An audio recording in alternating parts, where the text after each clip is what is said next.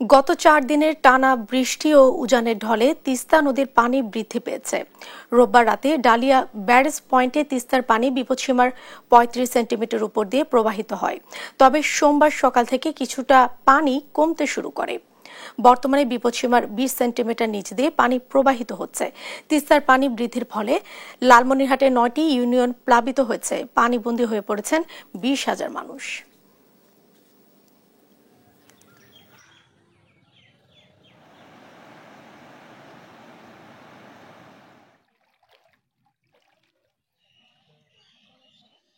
নদ নদীর পানি বৃদ্ধি নিয়ে আরো জানাতে কুড়িগ্রাম থেকে যুক্ত হচ্ছেন সহকর্মী জুয়েল রানা।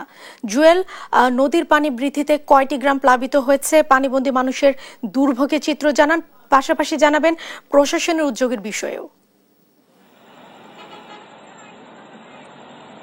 জেসিকা, গত 3 ঘন্টায় তিস্তা নদীর পানি 5 সেন্টিমিটার কমে বিপদসীমার 15 সেন্টিমিটার উপর দিয়ে আসলে প্রবাহিত হচ্ছে। অন্যদিকে দুধকুমার নদের পানিও 10 সেন্টিমিটার কমে বিপদসীমার 15 সেন্টিমিটার নিচ দিয়ে প্রবাহিত হচ্ছে। অন্যদিকে ব্রহ্মপুত্র এবং ধরলা নদীর পানি বৃদ্ধি অব্যাহত রয়েছে। এই পানি বৃদ্ধি অব্যাহতের কারণে কিন্তু নদী তীরবর্তী এলাকার যে নিম্নাঞ্চল রয়েছে সেই নিম্নাঞ্চলের তলিয়ে গেছে এবং নিম্নাঞ্চলের যে বিভিন্ন ফসল রয়েছে, যেমন রোপা আমন রয়েছে এবং শাকসবজি রয়েছে, পাশাপাশি মাসকালাই রয়েছে, এগুলো কিন্তু অনেক ফসল আসলে তলিয়ে গেছে। পাশাপাশি আমরা অনেক এলাকার খবর নিয়েছি যে গ্রামীণ যে কাঁচা সড়কগুলো রয়েছে সে সড়ক তলিয়ে গেছে।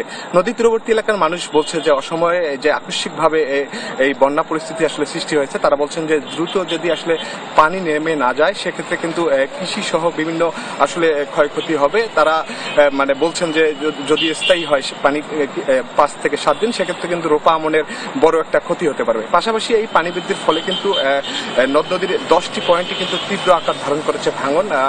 আমরা সকালে আসলে জানিয়েছিলাম যে কুড়িগ্রাম সদর উপজেলার যাত্রাপুর ইউনিয়নের বানিয়াপাড়া এলাকায় কিন্তু একদিনে প্রায় 50টি পরিবার আসলে ভিটেমাটি হারিয়েছে এবং যারা আসলে হুমকিতে ছিল ভাঙনের তারা কিন্তু তাদের যে বাড়িঘর এবং গাছপালা তারা এইগুলো কিন্তু নিরাপদ স্থানে সরিয়ে নিচ্ছে।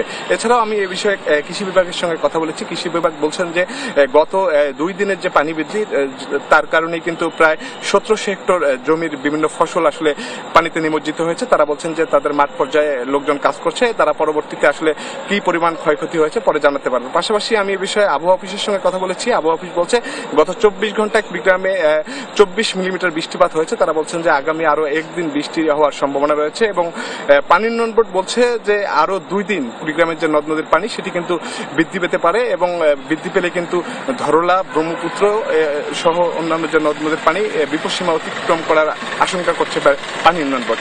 এই ছিল জেসিকা কুড়িগ্রাম থেকে সর্বশেষ।